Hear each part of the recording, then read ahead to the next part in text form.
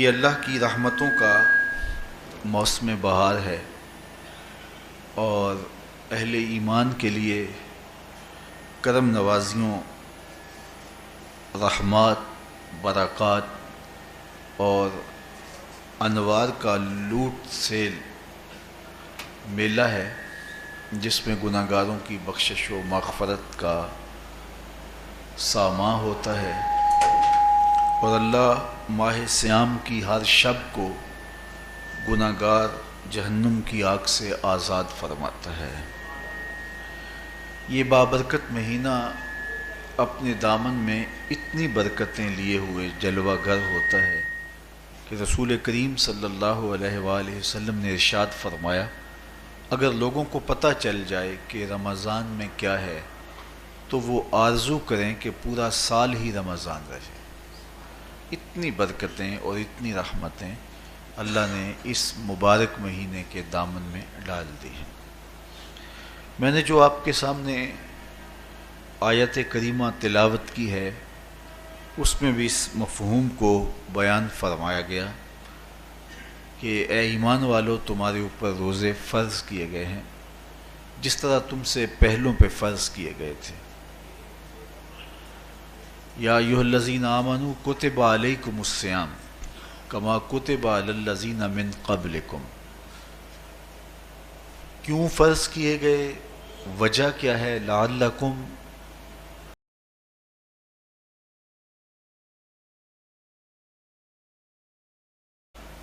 تتقون، تاکہ تم متقی بن جاؤ، تم پرہیزگار بن جاؤ۔ تو روزے کی فرضیت کا نتیجہ تقوی کا حاصل ہونا ہے، اتقاء کی دولت کا نصیب ہونا ہے۔ تو اس آیت کریمہ میں تین چیزیں بیان کی گئی۔ سب سے پہلی، اے ایمان والو، تمہارے اوپر روزے فرض کیے گئے۔ پھر دوسری بات، جس طرح تمہارے سے پہلوں پہ فرض کیے گئے۔ اور تیسری بات، تاکہ تمہیں تقوی کا نور نصیب ہو، تمہیں اتقاء کی دولت نصیب ہو۔ تو ایک تو روزے کی فرضیت کا حکم دیا گیا، اور دوسرا یہ تسلی دی گئی کہ یہ بھوک اور پیاس کی شدت تمہیں ہی نہیں کاٹنا پڑے گی، تم سے قبل بھی لوگ یہ عبادت کرتے رہے ہیں اور وہ اس مشکل عبادت سے تقوی کو حاصل کرتے رہے ہیں، اور تمہیں بھی ہم اس راستے سے تقوی نصیب کرنا چاہتے ہیں۔ علامہ حقی علیہ رحمہ نے لکھا ہے کہ ملک تحمور الثالث، یہ حضرت آدم علیہ السلام کی اولاد سے تیسرا بادشاہ گزرا ہے، اس کے زمانے میں قحط پڑ گیا تھا، تو اس نے اپنی قوم کو یہ حکم دیا کہ ایک وقت کا کھانا آپ کھا لیں اور ایک وقت کا کھانا بچائیں اور وہ قحط زدہ علاقوں میں بھیجیں۔ تو قوم نے اس حکم کو بصر و چشم قبول کیا اور ایک وقت کا فاقہ کاٹ کے اپنے ان بھائیوں کے لیے وہ کھانا بھیجتے جو قحط میں مبتلا تھے۔ قوم کی یہ ادا اللہ کو پسند آ گئی اور وقت کے نبی پر وحی کی گئی کہ تمہارے اس عمل کو ہم عبادت قرار دیتے ہیں۔ تو حضرت آدم علیہ السلام کے بعد متصل ہی یہ عبادت فرض کی گئی، اور پھر جتنی بھی ملتیں، قومیں اور امتیں آئیں، ان میں روزے کی تحسین کی گئی اور روزے کی تلقین کی گئی۔ پرانی جتنی بھی کتابیں ہیں، اناجیل ہیں، تورات ہے، اس میں روزہ داروں کی تعریف موجود ہے۔ اور حضور علیہ السلام جب اس دنیا پہ تشریف فرما ہوئے تو آقا کریم روزے کی فرضیت سے پہلے بھی روزے رکھتے تھے۔ ویسے روزہ سن 2 ہجری کو فرض ہوا ہے، شعبان المعظم کے مہینے میں، لیکن اس سے قبل بھی ایام 20 کے حضور روزے رکھتے تھے، اور اس کے علاوہ بھی مختلف ایام میں اللہ کے محبوب روزے رکھتے تھے۔ روزے کی فرضیت کے بعد حضور علیہ السلام کی زندگی میں کل 9 رمضان آئے ہیں، جس میں 7 29 کے تھے اور 2 30 کے تھے۔ یہ بات ذہن میں رکھیے گا کہ روزے 29 ہوں ثواب پھر بھی 30 کا ہی دیا جاتا ہے۔ تو زیادہ تر جو رمضان المبارک کے مہینے ہوتے ہیں وہ 29 کے ہوتے ہیں، 30 کے کم ہوتے ہیں۔ حضور کی زندگی میں 9 میں سے 7 جو ہیں وہ 29 کے ہوئے ہیں اور 2 30 کے ہوئے ہیں، تو ثواب پورے 30 کا ہی ہے۔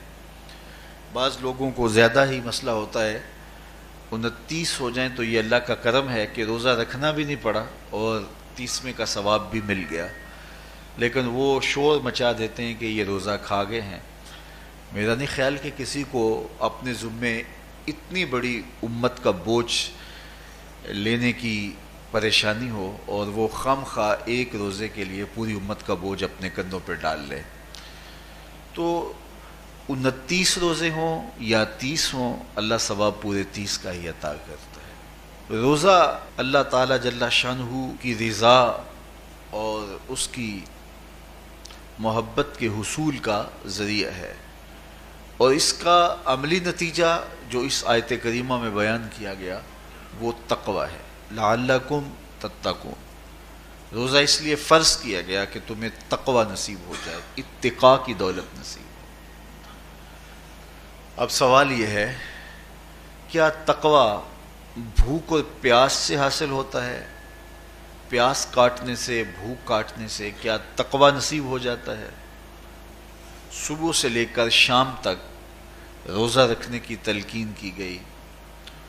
یہاں ناروے میں اور مختلف ممالک کے اندر 20 گھنٹے کا روزہ ہے، اور ہمارے بھی یہاں 16-17 گھنٹے مسلسل شدت کی گرمی میں بھوک اور پیاس کاٹنا ہوتی ہے۔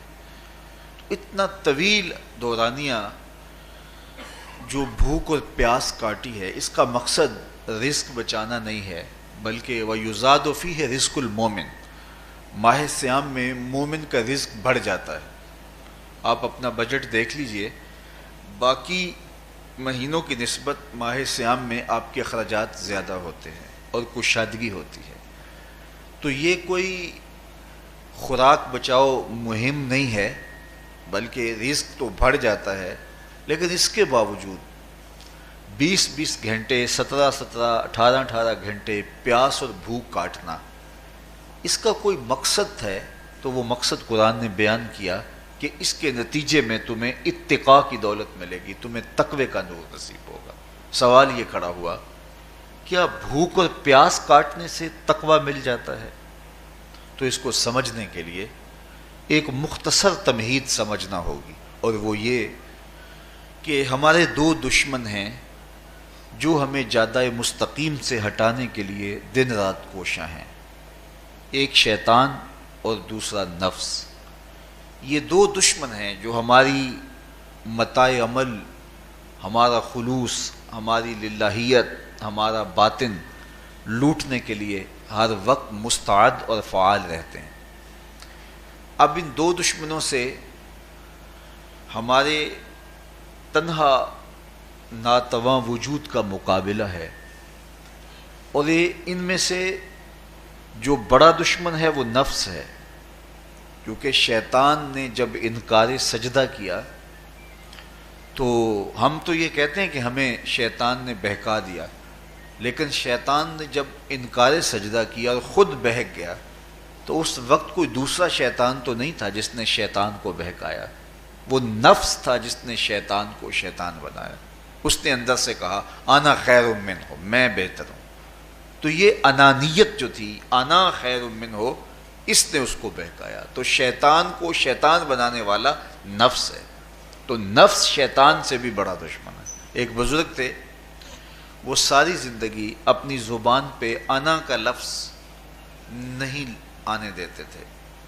اس مفہوم کو بیان کرنا ہوتا تو وہ الفاظ دیگر بیان کرتے، میں کا لفظ، انا کا لفظ وہ اپنی زبان پہ ساری زندگی انہوں نے جاری ہی نہیں ہونے دیا۔ کہتے تھے اس لفظ نے شیطان کا بیڑا غرق کر دیا، تو میں یہ لفظ زبان پہ آنے نہیں دوں گا۔ اچھا، بندے بھی بڑے عجیب ہوتے ہیں، کسی نے کہا لو ان کی زبان پہ یہ لفظ آتا کیوں نہیں، میں جاتا ہوں اور ان کی زبان پہ یہ لفظ آئے ہی آئے. چلے گئے. بزرگ تشریف فرما تھے، نماز کا وقت قریب ہو رہا تھا. حضرت ایک مسئلہ پوچھنے آیا ہوں. کہا پوچھیے. شیطان کو کس چیز نے برباد کیا؟ حضرت آپ تو بولیں گے کہ میں نے، آنا نے. تو کہوں گا جیسے بھی ہوا ان کے زبان پہ لفظ میں تو آ ہی گیا نا. تو وہ بزرگ بھی بڑے سیانے تھے، اس کی نیت کا کھوٹ سمجھ گئے. فرمانے لگے بیٹا نماز کا وقت ہو گیا ہے، نماز پڑھ لیتے ہیں پھر اس پہ بات ہوتی ہے. نماز ہوئی، سلام پھرا تو خود ہی فرمانے لگے کسی نے کہا تھا کہ شیطان کو کس چیز نے برباد کیا، جواب دینا چاہ رہا ہوں کس نے پوچھا تھا. جھٹ کھڑا ہو گیا. میں نے. کہا اسی چیز نے اس کا بیڑا غرق کر دیا. تو جو نفس تھا وہ شیطان کو شیطان بنانے والا ہے. تو ہمارے ساتھ نفس بھی لگا ہوا ہے، ہمارے پیچھے شیطان بھی لگا ہوا ہے. شیطان بھی بڑا مکار دشمن ہے، چھوٹا دشمن یہ بھی نہیں ہے. یہ ہماری متاع عزیز کو، متاع ایمان کو، متاع عمل کو، متاع خلوص کو لوٹنے کے لیے دن رات مستعد اور فعال رہتا ہے. اللہ کے محبوب نے فرمایا الشیطان جاسم علی قلب ابن آدم فاذا ذکر اللہ خانسہ واذا غفل وسوسہ. شیطان اولاد آدم کے دل پہ قبضہ جما کے بیٹھ جاتا ہے. جب یہ اللہ کا ذکر کرتا ہے تو بھاگ جاتا ہے، اور جب یہ اللہ کے ذکر سے غافل ہوتا ہے تو یہ وسوسہ اندازی کرتا ہے. تو شیطان اولاد آدم کے دل پہ قبضہ جماتا ہے. اسے پتہ ہے کہ دل قابو میں آ گیا تو پورا بدن قابو میں آ گیا، چونکہ میرے اعضائے بدنیاں میرے دل کے تابع ہیں. موسم اچھا ہے، رت سہانی ہے، صحن چمن میں پھول کھلے ہیں، لیکن میرا دل نہیں چاہ رہا تو ٹانگیں جنبش ہی نہیں کریں گی. مرغن غذائیں سامنے پڑی ہیں اور آپ کا تقاضا ہے کہ جناب لے لیجئے، لیکن میرا جی نہیں چاہے گا تو ہاتھ جنبش نہیں کریں گے. آسمان ستاروں اور کہکشاؤں سے بھرا ہوا ہے، جی نہیں چاہے گا تو نظر نہیں اٹھے گی. آپ سماعتیں بچھائے بیٹھے تھے، جی نہیں چاہے گا زبان نہیں بولے گی. تو پورے آزاد دل کے تابع ہیں، اور اگر دل شیطان کے تابع ہو گیا، اس کے ہتھے چڑھ گیا، تو پھر اعضاء وہی کریں گے جو شیطان چاہے گا. اور اگر یہ دل مالک کی محبت سے سرشار ہوگا تو پھر دل جو چاہے گا وہی اعضاء کریں گے. تو دل اللہ کی نافرمانی کی چاہت ہی پیدا نہیں ہونے دے گا، تو اعضائے بدنیاں کا رخ بھی اللہ کی رضا کے حصول کے لیے ہوگا. تو شیطان بھی قبضہ دل پہ جماتا ہے اور دل کو قابو میں کر کے حضرت انسان کا بیڑا غرق کرتا ہے. اللہ تعالیٰ کا کرم یہ ہوا اذا جاء رمضان سلسلۃ الشیاطین. اللہ کے محبوب علیہ السلام ارشاد فرماتے ہیں جب ماہ صیام آتا ہے تو شیاطین جکڑ دیے جاتے ہیں، جنت کے دروازے کھول دیے جاتے ہیں، جہنم کے دروازے بند کر دیے جاتے ہیں. اب ہمارے دو دشمن تھے، ایک نفس اور دوسرا شیطان. دونوں کے مقابلے میں ناتواں اور کمزور جان کو مقابلے میں آنا پڑتا تھا. لیکن جب ماہ صیام آیا، یہ ماہ انور آیا، تو ہمارے دو دشمنوں میں سے ایک دشمن باندھ دیا گیا. اب ہمارا مقابلہ صرف ایک دشمن سے رہ گیا. دیکھیے ماہ رمضان آتا ہے تو مسجدوں کے در کشادہ ہو جاتے ہیں، لوگوں کا رجحان دین کی طرف ہوتا ہے. جو 5 نمازیں بھی نہیں پڑھتے ہوتے ان کو تراویح میں بھی کھڑا ہوتا دیکھتے ہیں. اہتمام ہوتا ہے، نیکی کا، صدقہ و خیرات کا ماحول پیدا ہوتا ہے. ایسا کیوں ہے کہ شیطان بند گیا؟ لیکن اس کے باوجود نظر بھٹک رہی ہے، خیالوں میں آوارگی ہے، اور رشوت کا بازار گرم ہے. کیوں؟ کہ ابھی نفس موجود ہے. تو نیکی کا جو ماحول پیدا ہوا یہ شیطان کے بند جانے کی وجہ سے، اور برائی کا ماحول اب بھی موجود ہے یہ نفس کے موجود ہونے کی وجہ سے. تو ہمارے دو دشمن ہیں جو ہمیں جادہ مستقیم سے ہٹاتے ہیں، ایک شیطان اور دوسرا نفس. اب جب ماہ صیام آیا تو شیطان باندھ دیا گیا. اب ہمارا مقابلہ صرف نفس سے ہے، اور یہ نفس شیطان سے بھی بڑا دشمن ہے. شیطان کو شیطان بنانے والا نفس ہے، اور وہ ہمارے ساتھ جڑا ہوا ہے.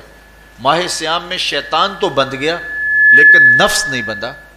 اب ہمیں اپنے نفس کو کمزور کر کے اور اپنی فتح حاصل کرنی ہے اور تقوی کی منزل کو پانا ہے.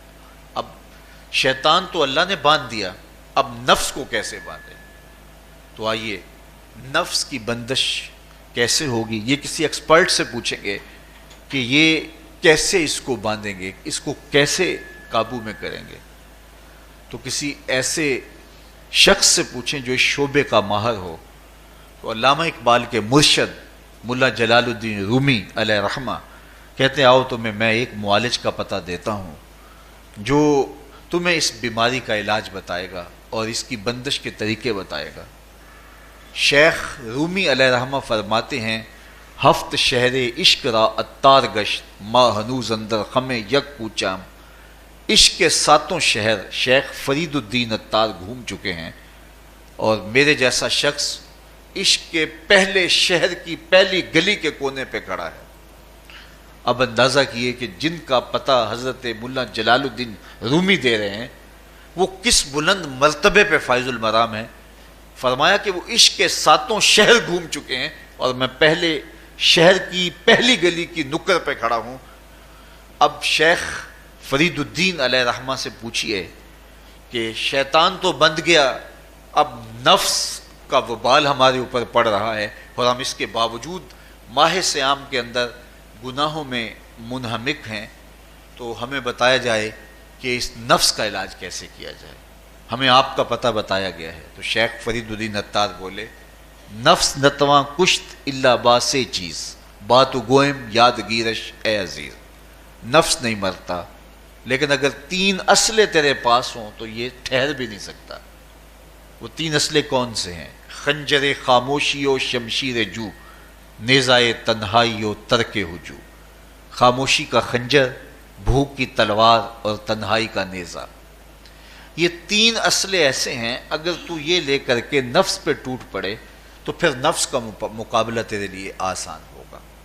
خنجر خاموشی، خاموشی کا خنجر، اللہ کے محبوب علیہ السلام نے فرمایا من صامت نجا، جو خاموش ہو گیا وہ نجات پا گیا، کیونکہ انسان کی زندگی کی زیادہ آفتیں اس کی زبان کی وجہ سے ہیں۔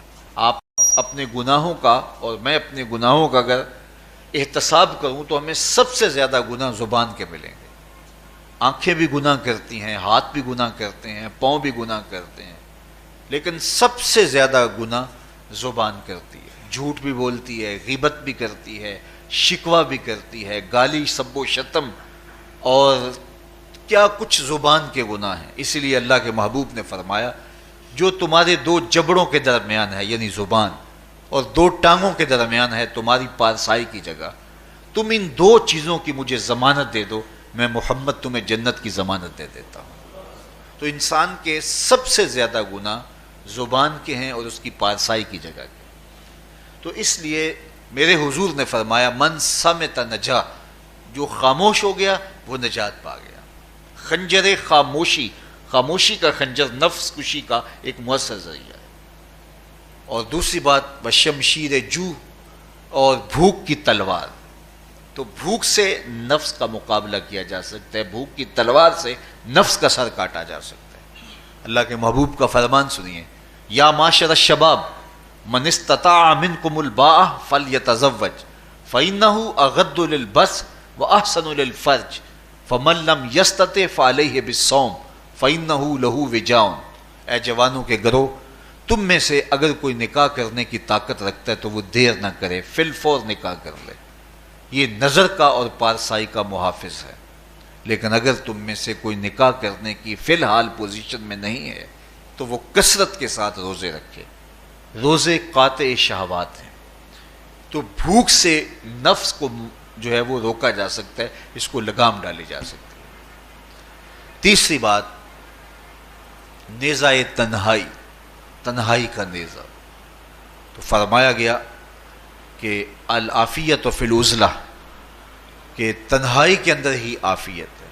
جب مجلسوں میں غیبت کی بدبو پھیلتی ہو اور چغلی کا ماحول معاشرے کا جزو لا ینفک بن جائے اور مجالس کے اندر نظروں کی پاکیزگی کا قائم رہنا مشکل ہو جائے اور انسان کی زندگی کے اندر گناہوں کا بہت بڑا سبب مجلسی زندگی ہو تو پھر اس سے تنہائی بہتر ہے۔ حضرت شاہ نقشبند بخاری فرماتے ہیں کہ فقیر کے لیے سب سے اچھی جگہ اللہ کا گھر مسجد ہے، یا کسی کامل صالح شخص کی صحبت ہے، اور یا پھر تنہائی ہے۔ چوتھی جگہ ہلاکت کے علاوہ اور کچھ نہیں ہے۔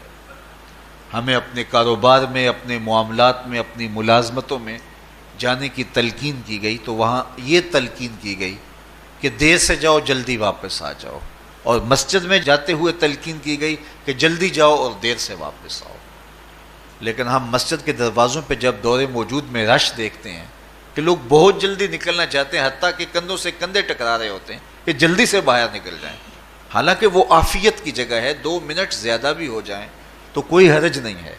اور ایسے لوگوں کو بھی نکلنے میں جلدی کرتے ہوئے دیکھا ہے کہ لگتا تو یہ تھا کہ شاید یہ انہوں نے کسی ضروری کام پہ جانا ہے، لیکن باہر نکل کے بازار میں پھٹے پہ بیٹھے تھے اور مسجد سے نکلنے کی جلدی بہت تھی۔ تو مسجد میں جلدی جاؤ اور دیر سے واپس آؤ، اور بازار میں دیر سے جاؤ اور جلدی واپس آؤ، لیکن ہمارے رویے اس کے برعکس ہو گئے۔ تو تنہائی میں عافیت ہے، خاموشی میں عافیت ہے، اور بھوک میں عافیت ہے، اور یہ ساری چیزیں روزے میں میسر ہیں۔ فرمایا تم سے اگر کوئی شخص الجھے، بحث کرے، لڑائی کرنا چاہے تو تم اسے کہو انی صائم، میں نے روزہ رکھا ہوا ہے۔ اسی طرح جو ہے وہ روزے سے آپ کو یکسوئی ملے گی، قرآن مجید کی تلاوت کا ماحول ہوگا، اور تم بھوک کاٹو گے، اور یہ تینوں چیزیں تمہارے نفس کو کمزور کرنے والی ہیں۔ شیطان بند گیا، نفس کمزور ہو گیا، اور جب نفس کمزور ہو گیا، کمزور ہوتا ہے، یہ نفس مرتا نہیں ہے۔ یہ تو کوئی ہے باج فقیراں کسے نہیں ماریا، باہو ظالم چور اندر دا، یہ اندر والا چور جو ہے وہ اتنی آسانی سے قابو آتا ہی نہیں ہے، یہ پھر سر اٹھا لیتا ہے۔ اس کو جتنا کچلو، یہ کچھ عرصے کے بعد تھوڑی سی خوراک ملتی ہے تو پھر سر اٹھا لیتا ہے۔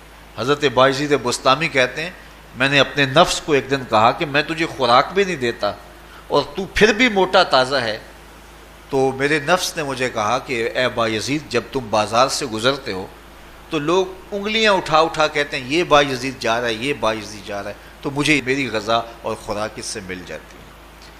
تو یہ خوراک ہوتی ہے نفس کی۔ تو نفس بہت ظالم ہے، اور ساری زندگی اس سے لڑتے ہوئے گزرتی ہے۔ وہ کسی نے کہا تھا نا تمام عمر طوفان سے کھیلتے گزری، نیا کے ڈوبنے کا ڈر بھی رہا۔ تو یہ ساری زندگی اس طرح ٹکراتے ہوئے سے گزرتی ہے، لیکن جب کمزور ہو جائے تو پھر یہ شیطان کو جو ہے وہ موقع نہیں دیتا ہے۔ لیکن اگر نفس اگر ماہ صیام میں ہمارا کمزور نہ ہوا، صرف ہم نے بھوک ہی کاٹی اور باقی اپنے معمولات وہی رکھے، تو میرے حضور نے فرمایا جس نے جھوٹ اور برے کام نہیں چھوڑے اور جھوٹے کام ترک نہیں کیے، اس کے بھوکا اور پیاسا رہنے کی اللہ کو کوئی ضرورت نہیں ہے۔ روزہ تو ایک مشق تھی، یہ تو باطن کی تطہیر کا ایک ذریعہ تھا، یہ تو من کی تہذیب کا ایک ذریعہ تھا، یہ تو نفس کی شر سے اپنے آپ کو بچانے اور شیطان کے مکر و فریب سے بچانے کا ایک ذریعہ تھا۔ دیکھیے شیطان بند جاتا ہے ماہ صیام میں، حدیث واضح ہے، لیکن نفس موجود رہتا ہے۔ اگر نفس کمزور ہو گیا تو شیطان چھٹ کے بھی کچھ نہیں کرے گا، کیونکہ شیطان باہر کا دشمن ہے، نفس اندر کا دشمن ہے۔ جب تک اندر والا دشمن ساتھ نہیں دیتا، باہر والا دشمن کچھ نہیں کر سکتا۔ ہمارے دیہاتوں میں چوری ہو جائے تو بوڑھے بزرگ سر جوڑ کے بیٹھ جاتے ہیں کہ چور کہاں سے آیا، کیسے آیا، تو ایک نقطے پہ سارے متفق ہوتے ہیں کہ اندر کا کوئی بھیتی ضرور موجود ہے۔ اگر اندر کا کوئی بھیتی موجود نہیں ہے تو چور باہر سے آ کے حملہ آور ہو ہی نہیں سکتا ہے۔ تو شیطان باہر کا چور ہے، نفس اندر کا بھیتی ہے، اور اگر یہ اندر والا باہر والے کا ساتھ نہ دے تو شیطان انسان پر حملہ آور ہو ہی نہیں سکتا۔ اس لیے اس کو قابو کر لیں، اس کو رام کر لیں، تاکہ شیطان چھٹنے کے باوجود بھی جو ہے وہ ہمارے اوپر حملہ آور نہ ہو سکے۔ ورنہ وہ تو پیچ و تاب کھا رہا ہے کہ یہ جو تم نمازیں پڑھتے ہو، سروں پہ ٹوپیاں تم نے پہنی ہیں اور بڑے شریف بن کے مسجد میں جا رہے ہو، ذرا چھٹ لوں عید کے دن ہی جو ہے وہ تمہارا سارا کیا دھرا برباد نہ کیا تو مجھے شیطان نہ کہنا۔ تو وہ سب کچھ برباد کر دیتا ہے اگر ہمارے نفس کی تہذیب نہیں ہوتی۔ تو یہ اللہ نے ایک ہمیں موقع دیا ہے، پورا ایک مہینہ ہے، ایک ورکشاپ ہے باطن کی تطہیر کے لیے، اور ایک اندر کی پاکیزگی کے لیے ہمیں ایک موقع فراہم کیا گیا ہے، اور اس سے ہم بھرپور فائدہ حاصل کریں۔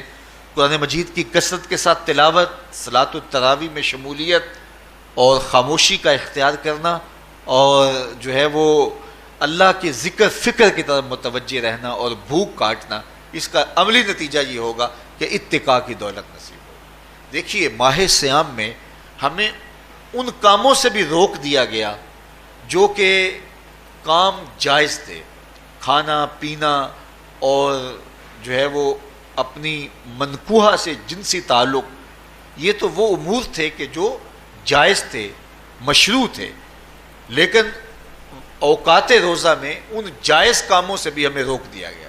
اس فلسفے کو ہمیں سمجھنا ہوگا کہ جو کام شریعت میں جائز تھے، مشروع تھے، روزہ ان سے بھی رک جانے کا نام ہے، اور جو چیزیں شریعت میں جائز ہی نہیں ہیں، جھوٹ بولنا ہے، غیبت کرنا ہے، بد نگاہی ہے، اور دیگر برے اعمال ہیں، تو یہ چیزیں تو روزہ نہ بھی ہو پھر بھی ناجائز ہیں۔ تو جو چیزیں جائز تھی روزے میں ان سے بھی منع کر دیا گیا، اور جو چیزیں ناجائز ہیں تو اگر کوئی شخص ان چیزوں سے نہیں رکتا تو پھر اس نے روزہ کیا رکھا؟ ایک بندہ بھوک کاٹتا ہے لیکن جھوٹ بولتا ہے، ایک بندہ پیاس کاٹتا ہے لیکن غیبت کرتا ہے، ایک بندہ صبح سے شام تک نہ کچھ کھاتا ہے نہ کچھ پیتا ہے لیکن رشوت لیتا ہے، پھر مجھے بتائیے اس نے روزہ کیا رکھا؟ روزہ تو ایک مشق تھی کہ جو چیزیں جائز تھی ان سے بھی منع کر دیا گیا، ان سے بھی روک دیا گیا، اور جو ناجائز تھی وہ تو پہلے ہی ناجائز تھی، روزے کے بغیر بھی ناجائز تھی۔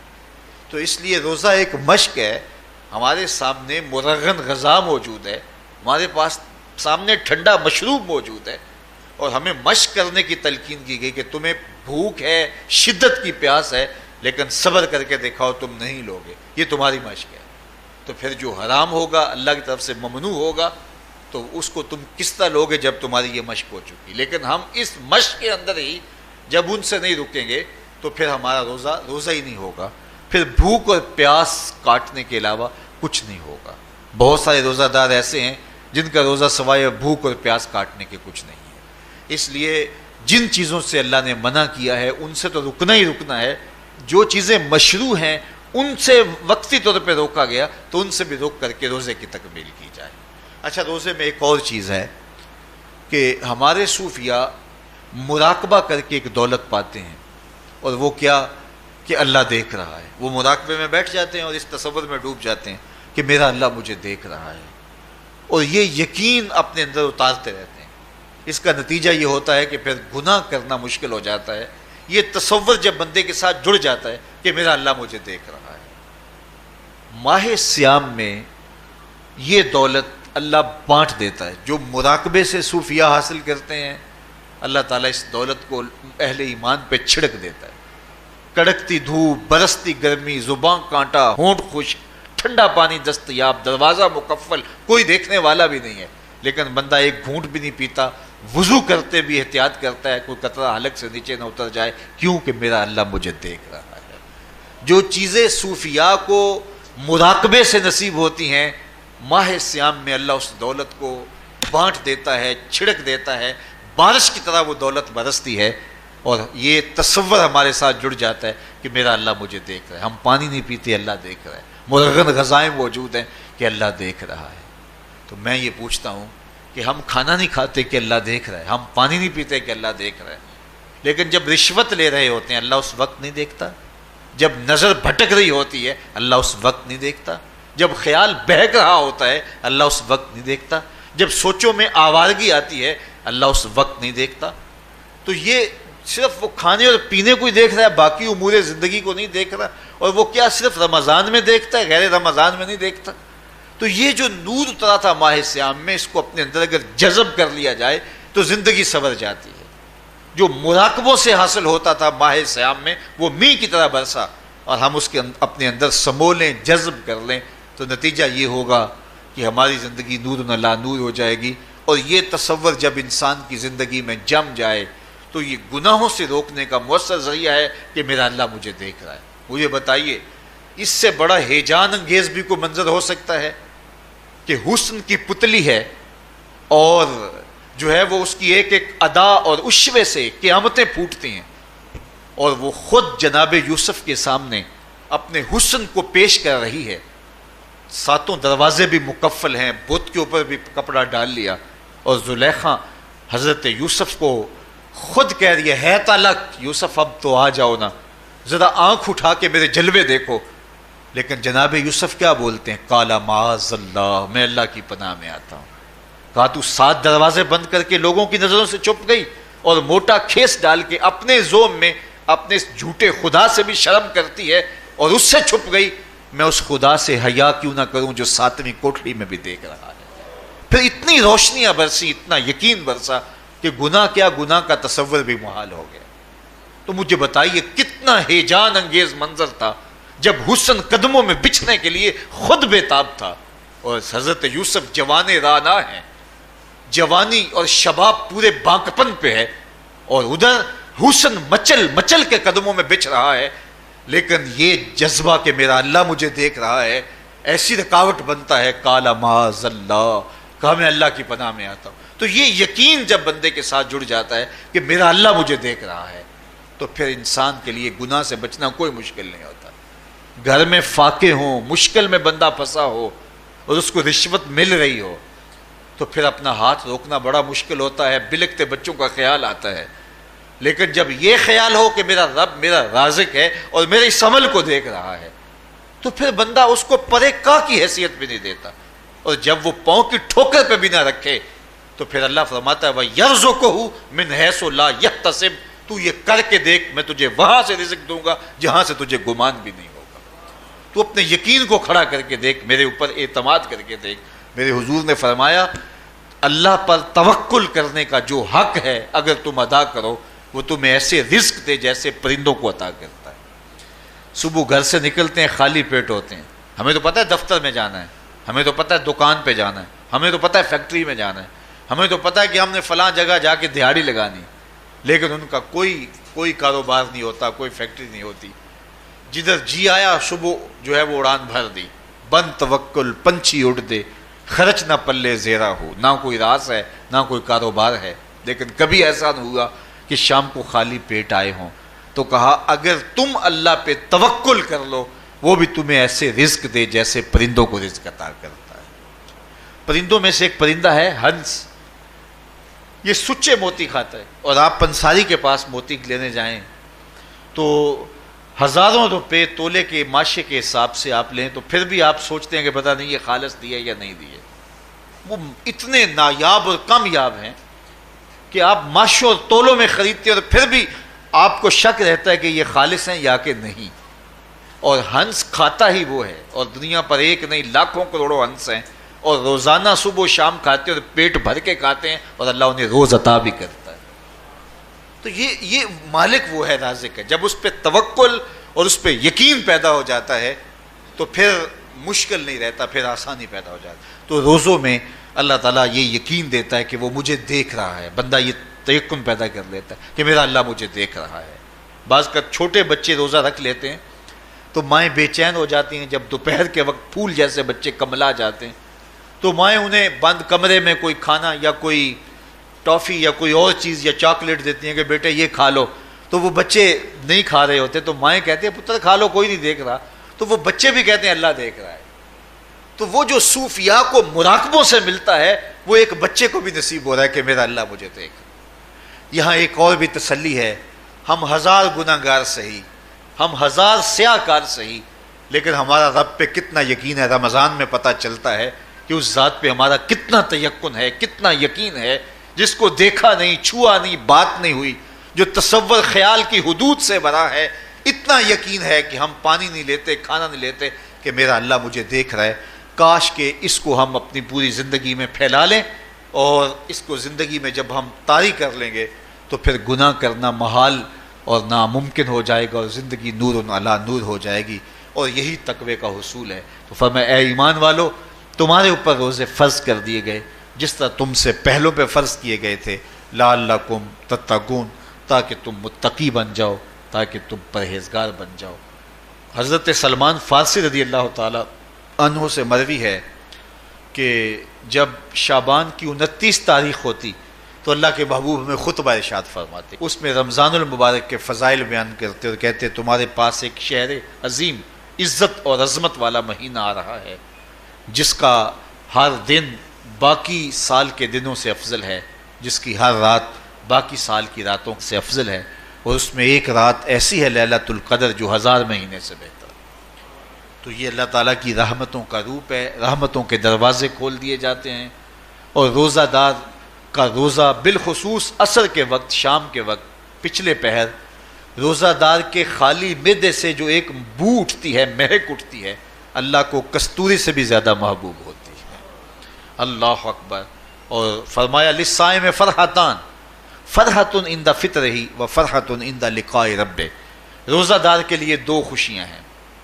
ایک خوشی اسے تب ملتی ہے جب وہ روزہ کھولتا ہے، سارے دن کی بھوک اور پیاس کاٹ کے، جب شام کو ٹھنڈا اور میٹھا مشروب اسے ملتا ہے اور وہ مشروب اپنے جو ہے وہ منہ میں ڈالتا ہے، وہ معدے کی طرف اترتا ہے، تو اس کی زبان بولے نہ بولے اس کا ایک ایک انگ اللہ کی تسبیح بول رہا ہوتا ہے اور اللہ کا شکر ادا کر رہا ہوتا ہے. اس وقت اسے ایک عجیب فرحت ہوتی ہے کہ اتنا طویل لمبا روزہ تھا، شکر ہے کہ میرا روزہ تکمیل کو پہنچا. ایک روحانی مسرت، پھر روزہ کھلنے کے وقت اس کو بدنی مسرت. تو ایک فرمایا اس کو فرحت تب ملتی ہے جب وہ روزہ کھولتا ہے، وَفَرْحَةٌ عِنْدَ لِقَاءِ رَبِّهِ. اور دوسری فرحت اسے تب ملے گی جب روزے کے صلے میں اللہ اپنے رخ سے پردہ ہٹا دے گا اور اللہ اپنا دیدار عطا فرمائے گا. تو یہ روزے دار کے لیے خوشیاں ہیں. تو خوش نصیب ہیں وہ لوگ جو ماہ صیام کے روزے پورے خشوع و خضوع کے ساتھ رکھتے ہیں اور اس کی برکتوں سے مالا مال ہوتے ہیں. ورنہ بعض لوگ میں نے ایسے بھی دیکھے ہیں، وہ چھوٹی چھوٹی بیماریوں کا بہانہ بنا کے روزہ ترک کر دیتے ہیں اور انہیں حوصلہ ہی نہیں پڑتا روزہ رکھنے کا. چونکہ الصوم نصف الصبر، روزہ آدھا صبر ہے.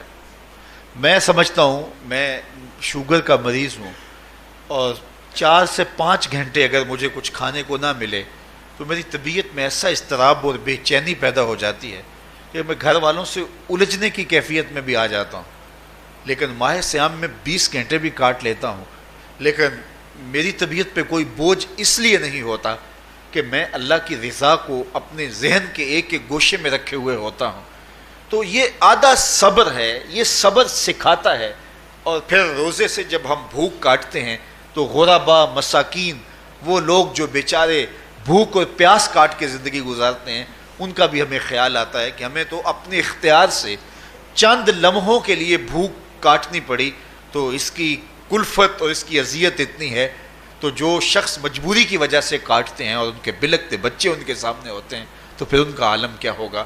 تو اس سے پھر صدقہ اور خیرات کا ماحول پیدا ہوتا ہے اور ہم غربا کو اپنے ساتھ خوشیوں میں شریک کرتے ہیں.